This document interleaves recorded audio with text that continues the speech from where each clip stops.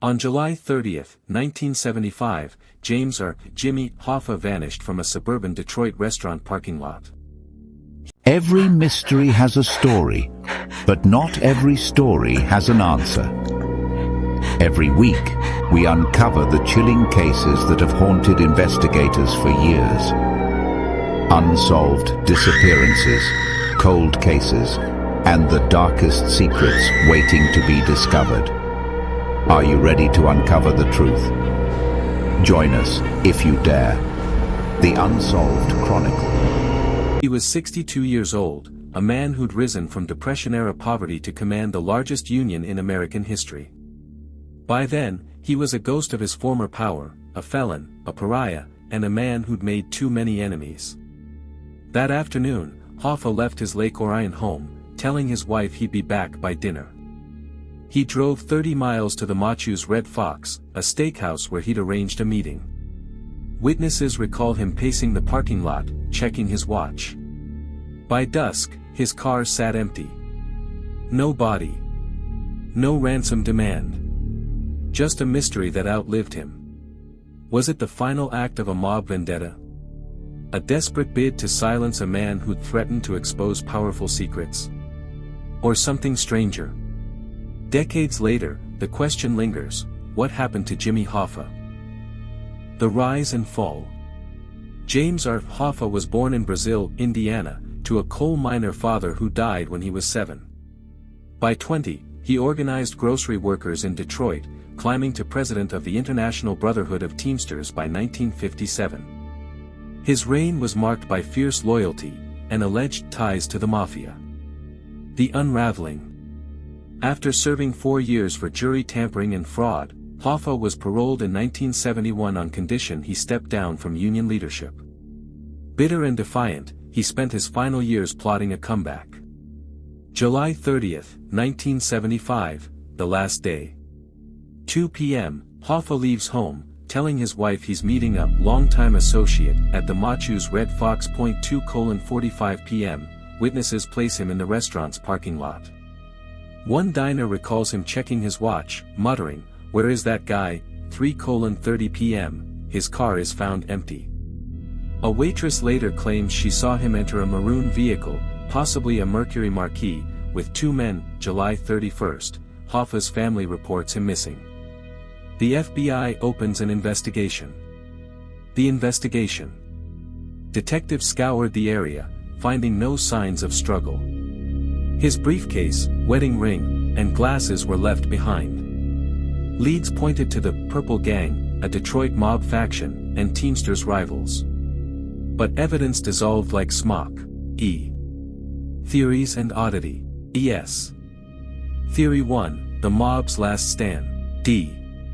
Some investigators believe Hoffa's fate was sealed by the very criminals he'd once courted. The evidence. Hoffa's final days were marked by threats. In a 1975 Detroit Free Press interview, he vowed to expose Teamsters' corruption, naming mob figures like Anthony "Tony" Provenzano, a New Jersey union boss with ties to the Genovese crime family, had a public feud with Hoffa. Witnesses placed him in Detroit days before the disappearance. The oddity: a month after Hoffa vanished, Tony Pro's brother, Salvatore "Sally Bugs" Brigaglio, was shot dead in New York. Some theorize he was silenced to protect higher-ups. The contradiction. No direct evidence links Tony Pro to the scene. By 1975, Hoffa's influence was waning. Why risk a high-profile hit? Theory 2, the Nixon Connect. Ion. One puzzling detail suggests political forces may have silenced Hoffa. The evidence.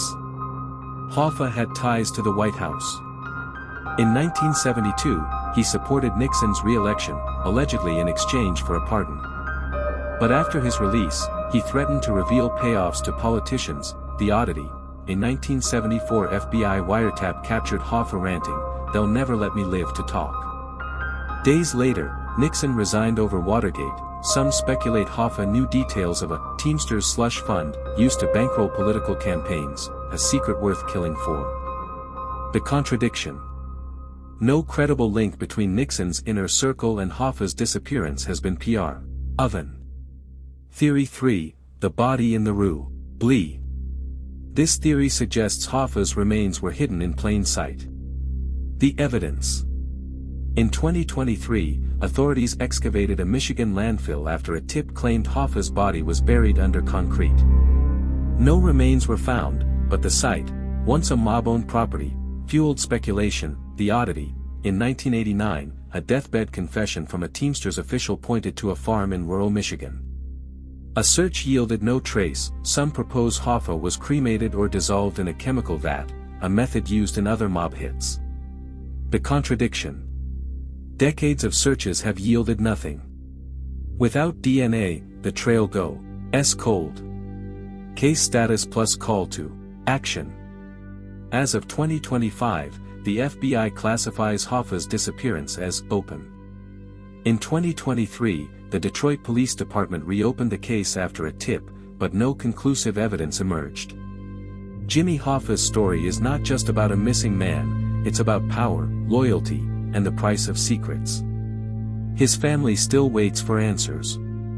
His union still grapples with his legacy.